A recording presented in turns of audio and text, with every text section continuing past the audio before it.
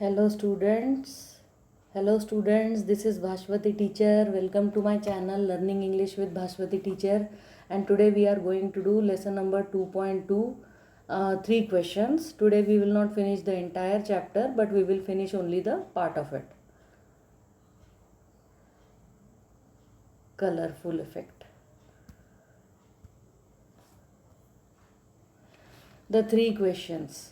Leo Tolstoy. It is written by Leo Tolstoy, 1828 to 1910. He was a Russian writer who is regarded as one of the greatest authors of all time. He first achieved literary acclaim in his 20s with his semi-autobiographical trilogy, Childhood, Boyhood and Youth. A parable is a short story with a moral lesson. A parable usually has human characters. This parable concerns a king who wants to find the answers to what he considers to be the three most important questions in life. तो Leo Tolstoy जी कौन थे? वो एक Russian writer थे end of all time उनको one of the greatest author माना जाता है. सबसे पहले तो उनको लिटरेरी एक्लेम मतलब ये लिटरेरी वर्ल्ड में उनका नाम फेमस हुआ जब वो 20s में थे. सेमी ऑटोबायोग्राफिकल उन्होंने लिखा था, एक ट्रायलॉजी 3 किताबें लिखी थी, चाइल्डहुड, बॉयहुड एंड यूथ. फिर उसके बाद पैराबल मतलब होता है एक शॉर्ट स्टोरी जिसका एक मॉरल होता है. All of you know what is parable, what is fable. Then a parable में ह्यूमन कैरेक्टर्स होते हैं. इस पैराबल में एक राजा है जिसको अपने 3 क्वेश्चंस के जवाब ढूंढने हैं और ये जो 3 क्वेश्चंस हैं ये उसके जीवन के सबसे इम्पॉर्टेंट, किसी के भी जीवन के सबसे इम्पॉर्टेंट क्वेश्चंस होते हैं. So come let's start. Once a certain king had an idea. If he always knew the right time to begin everything, if he knew who were the right people to listen to and who to avoid, the most important thing to do, he would never fail in anything that he would undertake, and above all, if he always knew what was the most undertake. Since he was convinced that he was right in thinking this way, he had a proclamation made in his kingdom. He would give a great reward to anyone who would teach him what the right time was for every action, who the most necessary people were, and how he might know the most important thing to do. Okay एक बार एक राजा को एक idea आया. उन्हें लगा कि अगर उन्हें हर एक चीज़ का राइट टाइम पता हो किसी काम को शुरू करने का, और अगर उन्हें पता होता कि दुनिया में राइट पीपल टू लिसन कौन है, मतलब किसकी बात हम लोगों को सुननी चाहिए और सबसे ज़्यादा हम लोगों को किसको अवॉइड करना चाहिए, तो फिर वो अपने जीवन में कभी भी फेल नहीं होंगे जो भी वो काम करेंगे. और अगर उनको हमेशा पता हो कि सब what was the most undertake मतलब सबसे इम्पोर्टेंट काम क्या है, तो तब उनको लगा कि शायद वो सही सोच रहे हैं. तो उन्होंने अपने किंगडम में एक अनाउंसमेंट कर दिया, प्रोक्लेमेशन. उन्होंने कहा कि अगर कोई मुझे इन 3 सवालों के जवाब देगा तो मैं उसे ग्रेट रिवॉर्ड दूंगा, बहुत बड़ी बख्शीश दूंगा. ओके कि what the right time was for every action, मतलब दुनिया में कोई भी एक्शन करने का सबसे सही समय क्या है. Who the most necessary people were, सबसे इम्पॉर्टेंट लोग दुनिया में कौन हैं.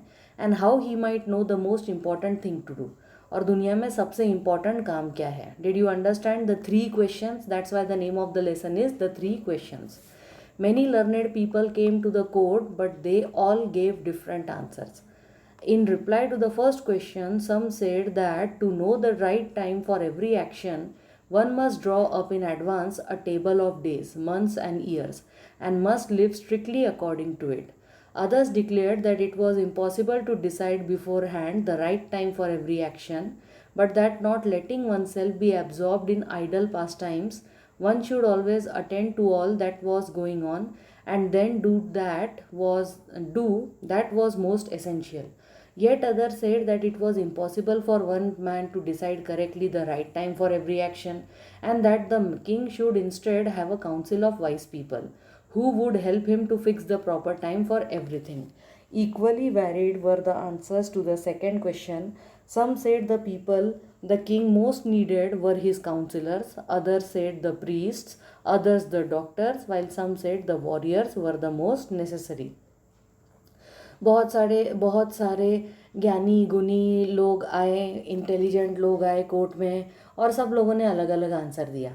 फर्स्ट क्वेश्चन के रिप्लाई में सब ने कहा कि right time for every action जो है, तो उसके लिए तो आप लोगों को पहले से एक टेबल बना लेना पड़ेगा, डेज़ का, मंथ्स का और ईयर्स का, और स्ट्रिक्टली अकॉर्डिंग उसके अकॉर्डिंग रहना पड़ेगा। फिर कुछ लोगों ने कहा कि बिफोर हैंड तो डिसाइड करना इम्पॉसिबल है कि राइट टाइम क्या है एवरी एक्शन के लिए, but not letting oneself be absorbed in idle pastimes. हाँ, टाइम वेस्ट नहीं करना चाहिए। One should always attend to all that is going on, जो जो दुनिया में हो रहा है वो सब हम लोगों को देखना चाहिए ध्यान से। And then do that was most essential, और उसके बाद हमें करना चाहिए जो सबसे एसेंशियल है। कुछ लोगों ने कहा कि इट वॉज इम्पॉसिबल कि करेक्टली राइट टाइम क्या होता है एवरी एक्शन के लिए डिसाइड करने के लिए, और उससे अच्छा कि king should have council of wise people who would help him to fix the proper time. उसके बाद सेकेंड क्वेश्चन के लिए भी अलग अलग वैरिड आंसर है। किसी किसी ने कहा कि किंग को सबसे ज़्यादा ज़रूरत है अपने काउंसिलर्स की, किसी ने कहा कि पंडित लोगों की ज़रूरत है, किसी ने कहा कि डॉक्टर्स की ज़रूरत है, और किसी किसी ने कहा कि वॉरियर्स की सबसे ज़्यादा ज़रूरत है। Then you see this is the king and his court. Now you see these learned men. I have added many cartoons today. To the third question about what was the most important occupation, some replied that the most important thing in the world was science. Others said it was skill in warfare, and others again that it was religious worship. The king was convinced by none of these answers and gave the reward to none. He decided instead to go to a hermit who was widely renowned for his wisdom. The hermit lived in a small hut in a forest which he never left.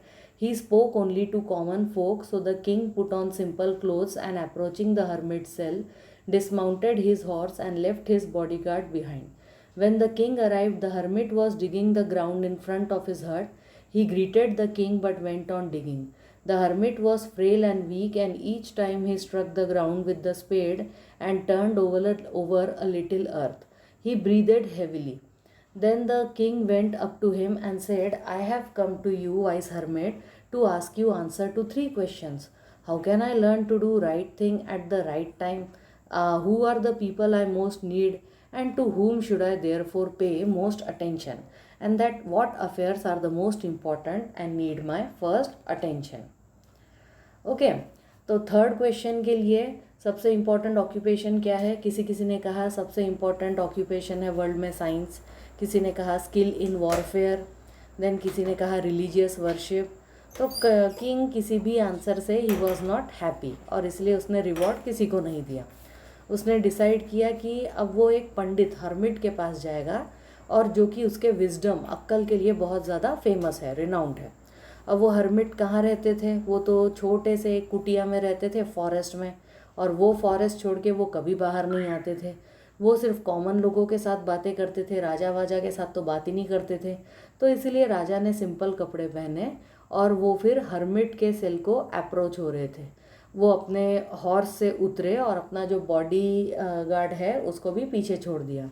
अब जब वो king आए तो hermit क्या कर रहे थे? Ground, अपने घर के सामने जो ग्राउंड है वहाँ पे वो डिगिंग कर रहे थे। तो फिर उन्होंने किंग को ग्रीट किया, और फिर भी वो डिगिंग करते रहे। और वो जो हर्मिट था वो बहुत ही दुबले पतले और कमज़ोर थे।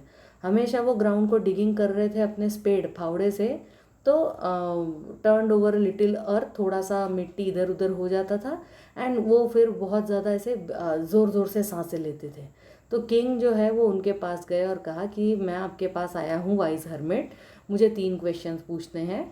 मेरे 3 क्वेश्चंस है कि मैं सबसे राइट टाइम में राइट थिंग करना कैसे सीख सकता हूँ, सबसे ज़्यादा इम्पॉर्टेंट पीपल कौन है मेरी दुनिया में, एंड सबसे ज़्यादा इसलिए मैं अटेंशन किसके लिए पे करूँ, and what affairs are the most important and need my first attention. दुनिया में सबसे इम्पॉर्टेंट काम कौन सा है?